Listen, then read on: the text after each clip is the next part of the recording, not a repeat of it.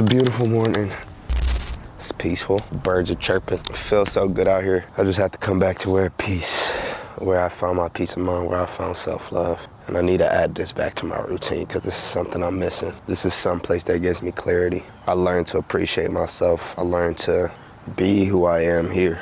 And God is good. God is amazing. I don't want y'all to know that He will always be there for you as long as you reach out. I just wanted to appreciate everything that's been going on. One step at a time, one day at a time, learn to love and appreciate yourself. If there's one thing that you will do in this life, it's self-love. Self-love is the best type of love because nobody knows you like you know you, except for God, obviously.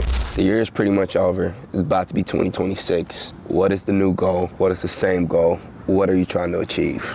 And we're gonna achieve it no matter what. And I repeat this over and over again, daily. That's a reminder that I know I'm going to achieve what I say. Yes, sir. Y'all stay blessed. You get us out of here, man. You feel me?